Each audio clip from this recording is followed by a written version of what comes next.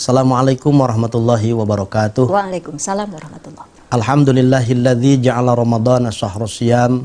Wassalatu wassalamu ala khairil imam wa ala alihi wa sahbihil kiram, amma ba'du. Shaimin shaimat rahimakumullah.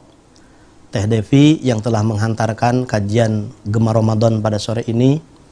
Alhamdulillah kita sekarang berada di pangkuan bulan suci Ramadan, melaksanakan kewajiban saum. Ada 3 term penyebutan saum. Yang pertama kadang disebut sebagai syam, kadang saum, dan kita populer di Indonesia menyebutnya puasa. Tapi sama aja itu, artinya semuanya sama atau bagaimana? Ada persamaannya, ada sedikit atau beberapa perbedaan. Misalkan dalam Al-Quran 1 kali disebutkan dengan saum. Inni nadartu lirrahmani sauman. Saum yang dilakukan oleh Sayyidatina Maryam. Saumnya tidak berbicara. Yang kedua, syam. Seperti yang kita lakukan sekarang, dihimbau oleh Allah Subhanahu wa Ta'ala dalam Al-Baqarah. Kutiba alaikumus syam. Syam yang dilaksanakan oleh kita umat Rasulullah Muhammad SAW sebetulnya begitu simpel. Dalam arti al-imsak, menahan. Menahan dari apa? Menahan tidak makan, tidak minum, dan mengendalikan syahwat bagi suami istri di siang hari, karena malam tidak ada pantangan untuk makan, minum, dan lainnya. Tapi kita juga populer dengan istilah puasa. Puasa ini bahasa Sanskerta dari upawasa. Upawasa itu usaha mendekatkan diri kepada Tuhan. Nah, sebetulnya persamaan-persamaannya lebih banyak pada aspek tujuan dari saum ataupun siam ataupun puasa, sama-sama melaksanakan perintah Allah, mencari ridha Allah, dan untuk mendapatkan pahala dari Allah Subhanahu wa Ta'ala. Karena Teh Devi, ibadah yang lain itu tidak terjaga kerahasiaannya. Misalkan kalau rukun Islam yang 5, 1 rukunnya syahadat. Ketika mengucapkan syahadat pada zaman Rasulullah, orang non muslim atau kafir masuk Islam, gerbangnya adalah mengucapkan syahadat, disaksikan oleh banyak orang. Terbuka ibadah itu. Yang kedua, sholat. Apalagi kalau sholat itu dianjurkan berjamaah, sekalipun sekarang berjamaahnya tidak di masjid tapi di rumah masing-masing, suami, istri, dan anak-anak saling mengetahui kita sholat ataupun tidak sholat, sehingga tidak terjaga kerahasiaannya. Secara fisik kelihatan ya. Dan sangat boleh jadi kan ada unsur ria.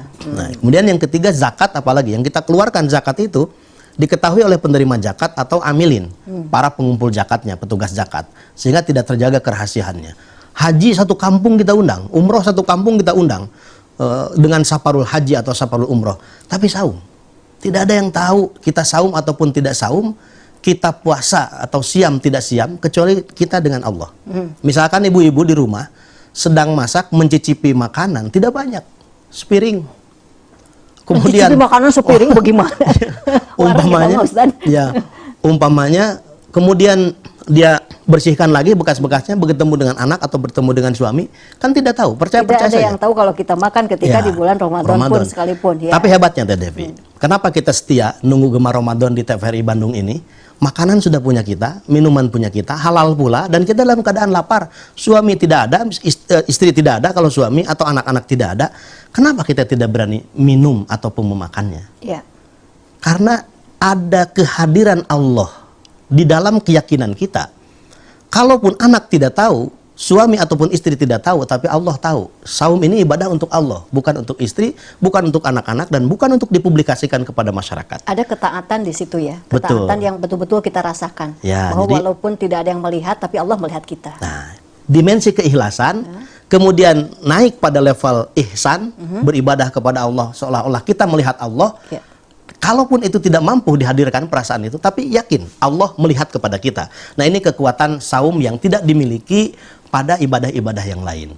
Nah, jadi sama-sama baik siam, saum, ataupun puasa, ini melaksanakan perintah Allah semata-mata untuk mengharapkan ridha Allah Subhanahu wa Ta'ala.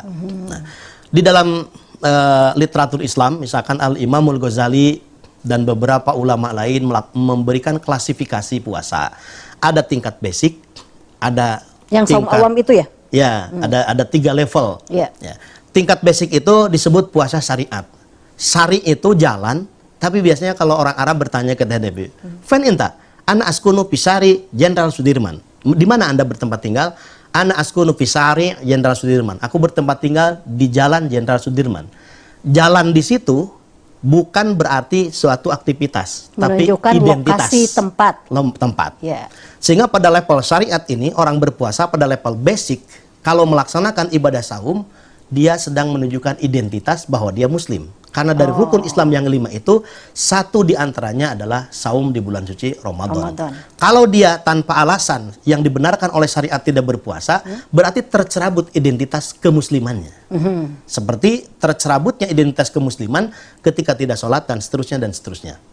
Nah, ini level syariat. Jadi kalau kita sekarang bisa melaksanakan saum dalam pengertian yang pertama tadi, ini sedang menunjukkan identitas kita sebagai muslimin, muslimat. Dan ini yang banyak dilakukan oleh kita sekarang, kaum muslim di seluruh dunia bahkan melakukan hal ini. Yang basicnya tadi, yang syariat itu tadi. Ini tingkat minimal. Dan ternyata kalau kemarin-kemarin masih bisa kita lihat, untuk puasa tingkat basic ini saja tidak mudah, karena masih disaksikan ada saja yang berani makan di rumah makan sepotong kaki, badannya ketutup, kakinya kelihatan di bawah. Nah, ini untuk basic ini saja berat, untuk basic ini berat. Padahal Rasulullah itu sudah menyederhanakan puasa untuk kita umatnya itu. Saya melihat indikasinya dua. Kenapa saum ini begitu sederhana? Ketika salah seorang sahabat mengadu kepada Rasulullah dengan dua sahabat lainnya, mengusulkan, yang satu, aku akan berpuasa sepanjang masa dan tidak akan pernah berbuka. Yang satu mengusulkan, aku akan sholat malam dan tidak akan pernah tidur malam. Yang satu mengusulkan, aku tidak akan menikahi perempuan, secantik apapun perempuan itu. Rasulullah melarangnya. Kata beliau, inilah akhsakum mu'atqakum billah. Aku ini paling takut kepada Allah, paling takwa kepada Allah. Lakin asum ma'uftir. Aku berpuasa, tapi aku pun berbuka puasa. Wa usolli wa arkud. Aku sholat malam, tapi aku pun istirahat malam. Wa atajawajun nisa. Dan aku pun menikahi perempuan. Faman rogiba an sunnati falaysa minni, kata Nabi. Siapa yang beribadah tidak sesuai dengan contohku, maka bukan umatku. Dan contoh puasanya Nabi itu, dan kemudian jadi sunnah, itu sangat manusiawi terhadap misalkan disunahkan mengakhirkan sahur. Sehingga karena sahurnya diakhirkan sampai menjelang imsak, di waktu pagi, siang, dan sore masih tersisa sisa-sisa makanan dan minuman yang ada di tubuh kita. Coba kalau ajaran sunnah Nabi disunahkan mengawalkan sahur. Mungkin kita sahur itu berlomba-lomba jam 11, jam 12, jam 1. Maka begitu datang subuh, bukan ba'da sebeh, tapi betul-betul ba'da subuh, udah lapar lagi. Nah, yang kedua, tapi hebatnya lagi, disunahkan menyegerakan berbuka puasa. Perut lapar, tenggorokan kering, ingin cepat ada aliran air yang masuk, disunahkan menyegerakan berbuka puasa. Maka begitu adzan maghrib, kita bisa makan dan minum, itu sunnah. Kalau Nabi mengajarkan sunnah mengakhirkan buka puasa, mungkin selesai maghrib kita belum mau takjil. Selesai isya, selesai tarawih, dan mungkin kita akan buka puasa itu jam 11 malam, jam 12 malam. Itu tidak manusiawi untuk ukuran kondisi tubuh kita. Nah, ini begitu simpel, begitu sederhana, begitu manusiawi. Sangat memungkinkan kita bisa melaksanakannya. Bagi yang sakit tidak harus berpuasa. Bagi yang dalam perjalanan boleh diganti dengan hari yang lain, dan seterusnya dan seterusnya.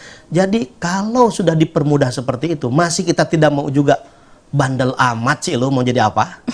Itu level minimal, pertama. setidaknya minimal kita yang di basic itu tadi ya, di level ini. yang syariat itu tadi yang kita lakukan. Dan kelihatannya memang pada umumnya begitu. Nah, ini ada level yang lebih tinggi lagi dari itu, dan tidak semua bisa masuk ke area yang itu. Baru level yang kedua nih ya, belum lagi level yang paling tinggi. Level kedua apa, Kang? Pemirsa Teh Depi, kalau saya pergi umroh di Masjid Nabawi atau Masjidil Haram, penuh orang berdesak-desakan, itu orang Arab akan teriak torik, torik, torik. Artinya jalan, jalan, jalan, jalan. Dia tidak teriak sari, sari, sari, tidak begitu. Padahal, torik, torik, padahal torik. sama jalan gitu ya. Jalan. Cuma jalan yang ini maksudnya disuruh untuk bergerak. Aktivitas. Melangkahkan kaki. Kalau tadi jalan Jenderal Sudirman, jalan Insinyur Soekarno, jalan dalam pengertian identitas. Itu yang syari. Yang torik itu, torik-torik jalan.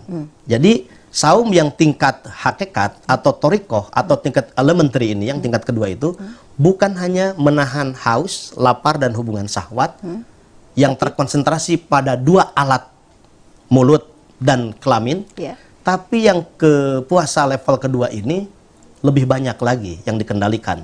Matanya dikendalikan, telinganya dikendalikan, mulutnya bukan hanya dikendalikan dari makan dan minum. Kita lanjutkan lagi karena tadi masih membahas mengenai ya apa namanya tingkatan saum ya. Ada yang tingkatan yang basic atau yang syariat itu tadi ya Kang ya. Kemudian yang lebih tinggi lagi ada yang hakikat ya atau tarikat. Nah, jadi kalau yang ini betul-betul indera yang lain pun dikunci. Ikut saum. Iya, ikut saum. Tidak sebatas menahan makan, minum dan hubungan syahwat, tapi mulut ini bukan hanya berhenti makan dan minum, tapi berhenti membicarakan sesuatu yang tidak baik. Resiko ngomong ya, resiko ngomong. Kalau ngomong sesuai dengan fakta kejelekan orang, dibicarakan di luar orang itu, maka menjadi gibah. Iya, gibah. Kalau misalkan membicarakan sesuatu keburukan di luar orang itu tidak sesuai, maka menjadi fitnah. Ini risikonya ada dua. Maka kalau kita renungkan, mengapa mulut ini satu?